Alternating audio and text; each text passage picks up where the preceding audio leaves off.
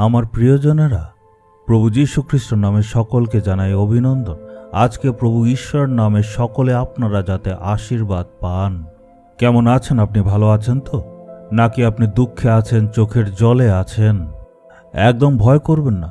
আগে এই দিকে একটু দেখুন, কত ছোট ছোট নৌকা দেখতে পাচ্ছেন। এটা হচ্ছে বার্মা দেশ আর ইয়াঙ্গুন নদীর ধারের থেকে আজকে আমি কথা বলছি। নদীর ওই পাশেও এমন শহর দেখতে পাবেন। আপনারা নিশ্চয় শহরটা একটু দেখতে পাচ্ছেন, তার নাম হচ্ছে দাল্লা। ওই শহরে তামিল ভাষাভাষী অনেক আছে। আর এদিকে হচ্ছে আসল শহরটা, এখানেও তামিল ভাষাভাষী অনেক লোকেরাই আছে। আর এখানে তারা অনেকগুলি রেস্টুরেন্ট চালায়। এখানকার দেশের লোকেরা আর তামিল ভাষাভাষী লোকেরা একসাথেই থাকে, অনেক বছর ধরেই একসাথে আছে। কোনো সময় ভাষা নিয়ে বা সংস্কৃতি নিয়ে কোনো সময়ই ঝগড়া হয়নি, শান্তিতে বসবাস করে। যারা বার্মিজ বলে, যারা তামিল বলে, সবাই আমাদের আরাধনা সভাতে এসছে। প্রতিটা প্রচার বার্মিজ ভাষাতে অনুবাদ করা হয়েছে। এছাড়া তামিল ভাষাতে প্রচার শুনতে অনেকেই খুব ইচ্ছুক ছিল। আমাদের সভাতে হিন্দু লোকেরাও এসেছে। আজকের থেকে 10 বছর আগে আমি এখানে এসেছিলাম, তখনও প্রচার করেছি। আর আমাদের এই সভার মধ্যে অনেক তামিল ভাষাভাষী হিন্দু লোকেরাও এসেছিল। এর পেছনে আসল কারণটা কি জানেন?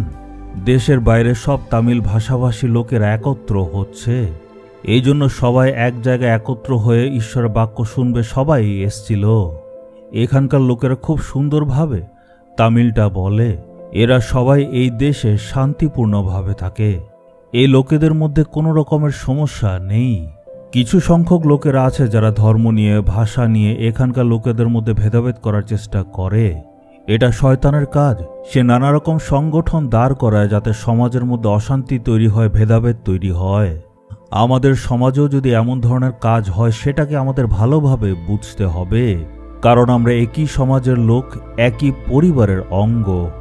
এই পৃথিবীতে প্রত্যেকজন মানুষকে যাতে আমরা সমানভাবে সম্মান করি, আর কাউকে যাতে আমরা নিচু চোখে না দেখি। সবাইকে সম্মানের চোখে আমাদের দেখতে হবে।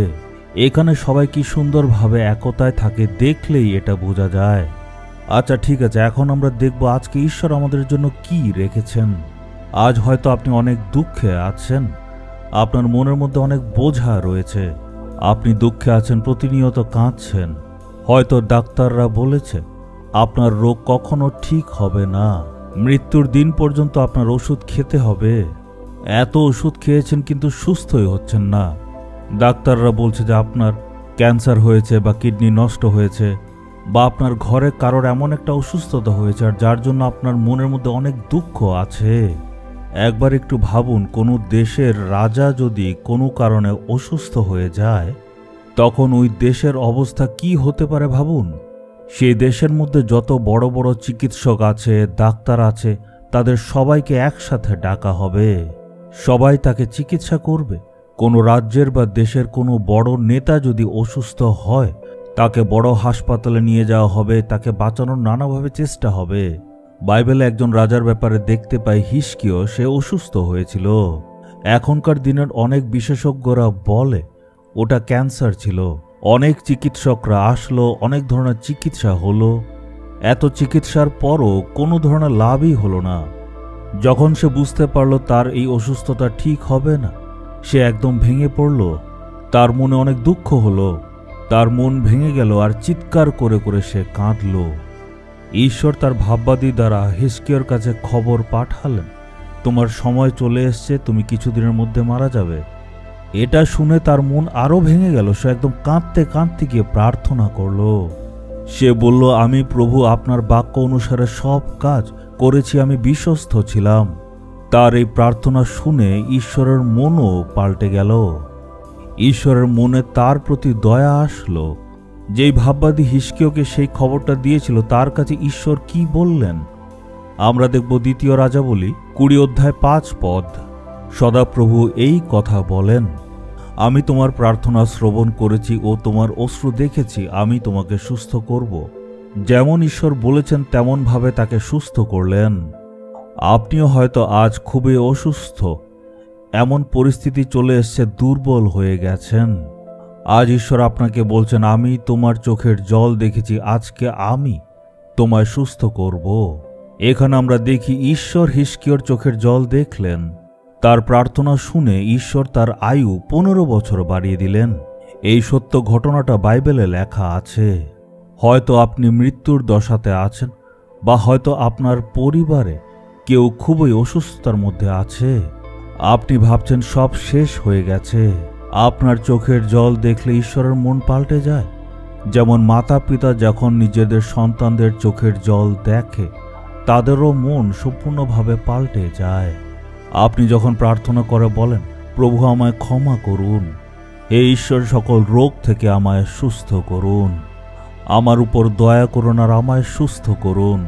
ঈশ্বর বলছেন, আমি তোমার চোখের জলকে দেখেছি, তোমার প্রার্থনা শুনেছি, আমি তোমার উপর দয়া করবার তোমাকে সুস্থ করে দেব। আজকে প্রভু যীশু আপনাকে দেখে বলতে চাইছেন, তোমার আর দুঃখ করার কোনো দরকার নেই, সব কিছু আমি পাল্টে দেব।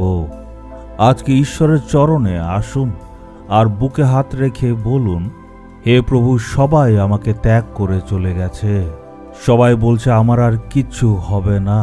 আমার বুকের সেই ব্যথাকে আপনি দূর করে দিন, আমার মনে আপনি সান্ত্বনা দিন, আমার পরিবারে যত দুঃখ কষ্ট আছে সব আপনি পাল্টে দিন, আমার পরিবারের মধ্যে আপনি একটা আশ্চর্য কাজ করুন।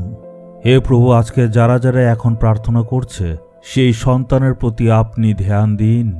আজকেই তাদের প্রার্থনার আপনি উত্তর দিন। তাদের প্রার্থনা আজকে আপনি শুনুন। তাদের জীবনে আপনি আজ অলৌকিক কাজ করুন।